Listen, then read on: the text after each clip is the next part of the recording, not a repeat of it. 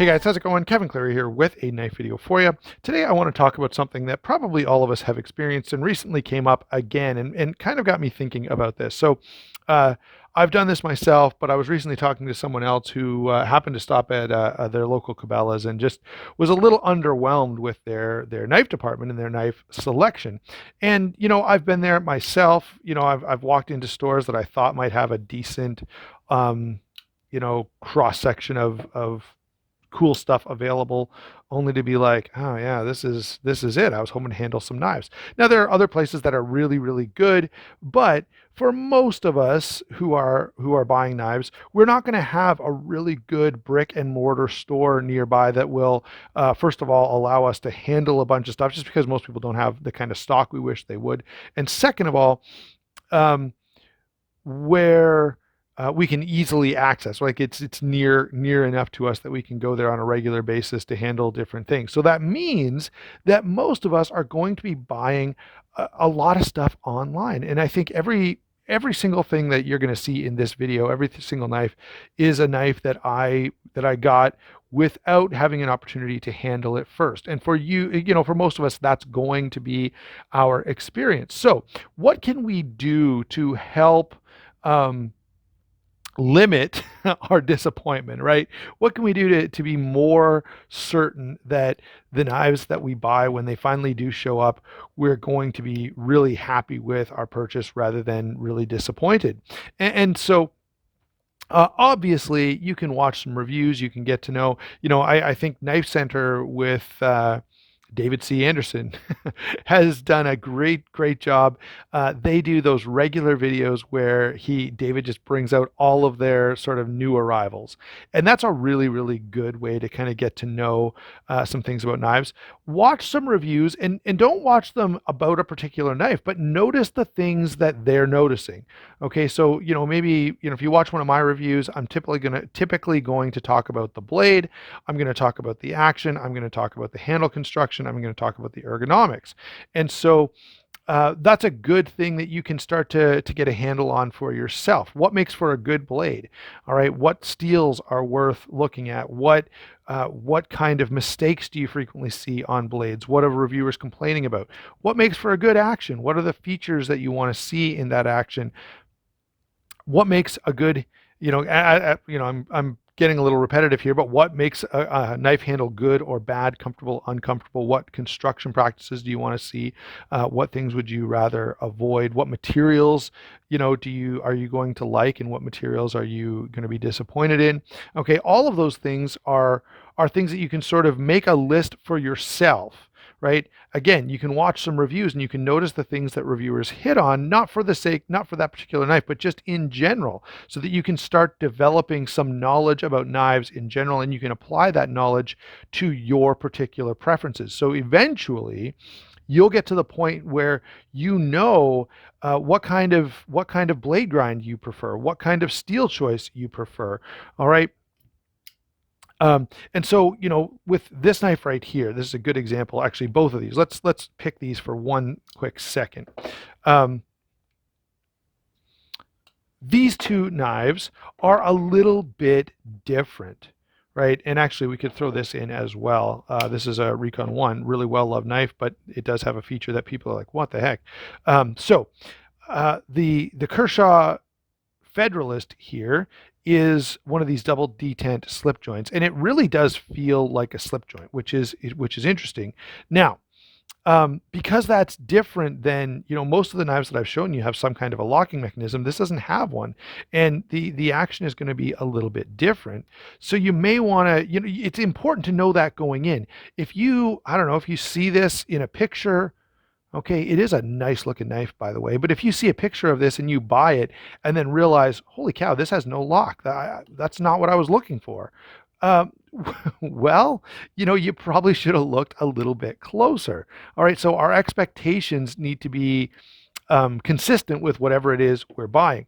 The sway back is another one. This knife got a lot of negative discussion going. There were people who did not like this, and there are some things um, that are not typical about this knife compared to your general expectations for modern folding knives these days, right? You can't Spidey flick this. It's not on bearings. It's not, it's got a lot of stuff going on. It's not really drop shut so much.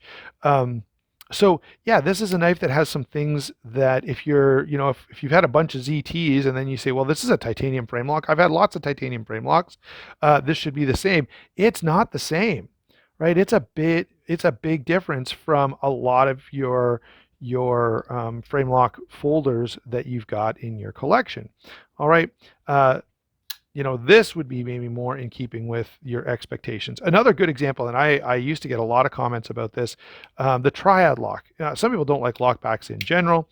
The Triad lock is very strong, but often Cold Steel, puts a pretty stiff spring in here, which means it can be a little tough to actuate this. So,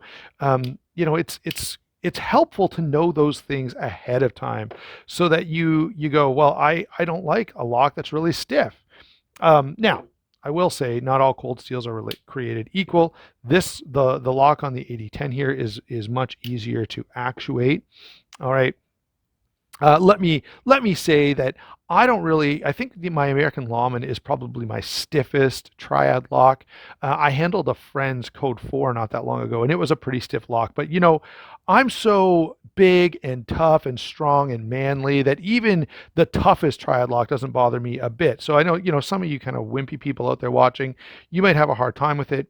Anyway, guys, I'm kidding, of course, but that you've got to know yourself a little bit so that your expectations can be sort of informed and you don't end up buying something thinking that it'll be a certain way when it's not. Okay.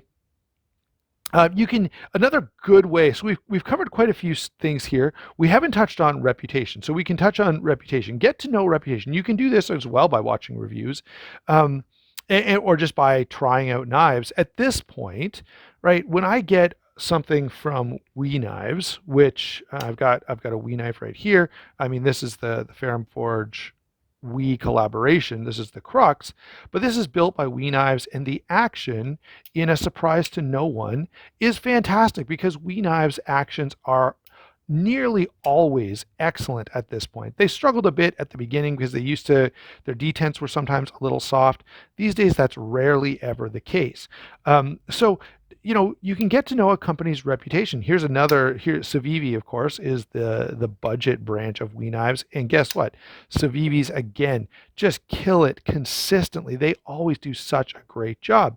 And so lots of companies, Spyderco, Zero Tolerance, Concept, Kaiser, you can start to know certain things about their construction practices, about the steel choices that they use. Line steel is a good example. A lot of times their edges are a bit too thick.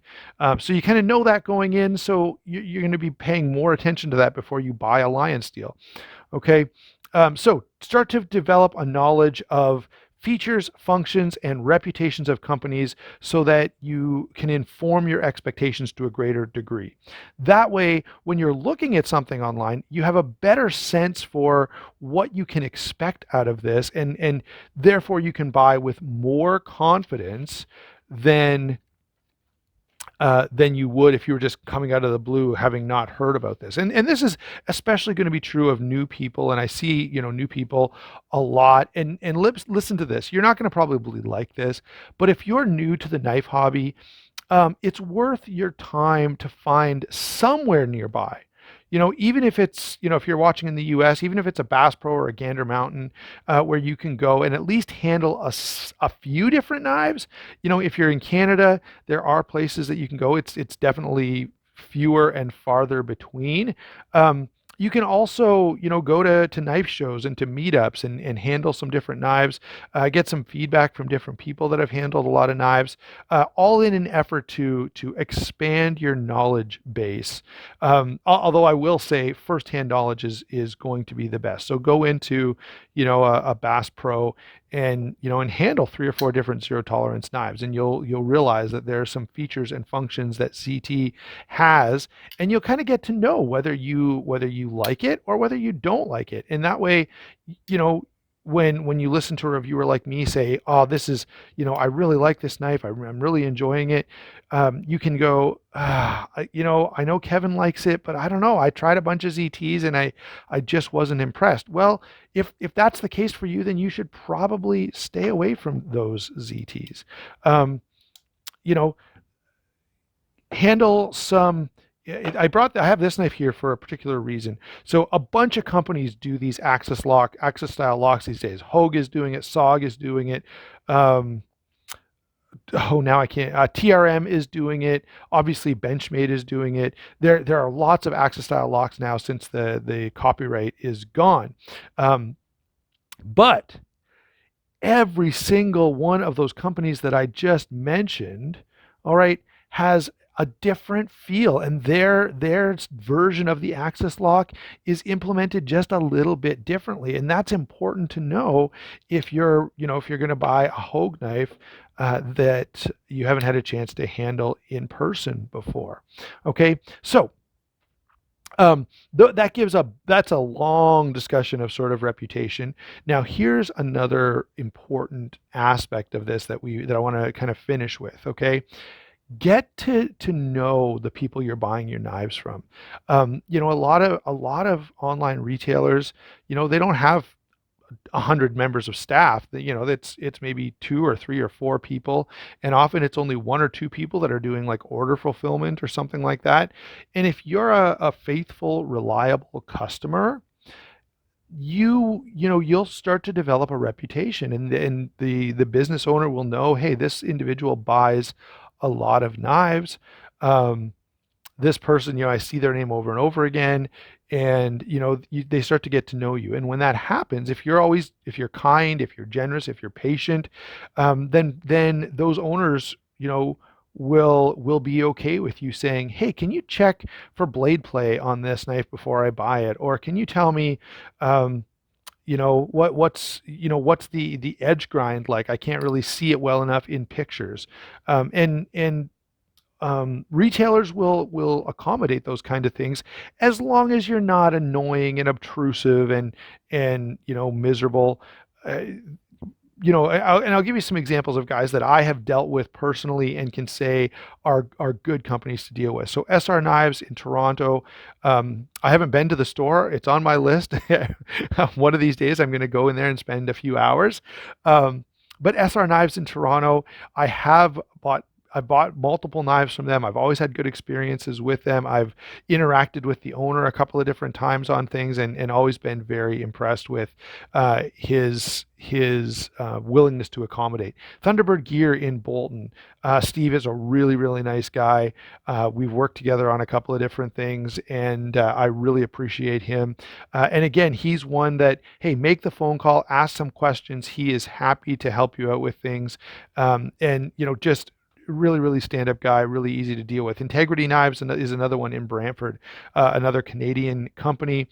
And again, uh, knife enthusiast, easy to deal with, always happy to accommodate customers. And of course, Justin from White Mountain Knives. Justin has been a channel sponsor for a long time. I've had lots of conversations with him over the years about all kinds of different things, not just knives, but about what's going on with his life, and how the store is going and how sales are on different things. And we've talked about a lot of stuff, and he's a really, really good guy. And I have asked him before, and I know others have too, hey, can you check on this or that feature of a knife? Or I've heard that a lot of these have lock slip issues. Can you check before you send it out? Really great guy to deal with. And of course, if you go there, you get to save, if you use my discount code anyway from White Mountain Knives, you can save yourself a little bit of money. If you're watching this in Canada, great source for fixed blades. Justin has a great stock of Lion Steel knives that are, crazy expensive here north of the border, but even in American dollars can save you a whole lot of money. So that's a really, really great option. Now, even when you take all of these steps, you may get something you don't like. If it's a feature that you don't like, then, pass it on. If it's in good condition and everything's fine, it just turns out that you don't like that particular material or that blade shape or the way the lock or action works. So, move it on, sell it to someone who does. If it's a real warranty issue, then you can take that up with the company or the retailer and get that straightened out. Most of the time, I know there's some horror stories out there, but most of the time, everything is pretty good. In the end, I wish you guys all the best of luck shopping. Make sure you do your due diligence. I think, I'm a capitalist at heart, and so, I say, as consumers, we have a responsibility to shop around and get the very best prices on everything. And that's our contribution to making the capitalistic system work, by forcing companies to earn our business. And so, um, that's a whole nother video, but I wanted to throw it out there at the end. Thanks a lot for watching. Don't forget to like. I'd love to hear your comments down below, good experiences, bad ones, and some further advice that maybe a guy new to knives might find benefit from, or just, experience that you've had where everybody in the community can benefit. All right. Thanks a lot for watching again, and we will talk to you later.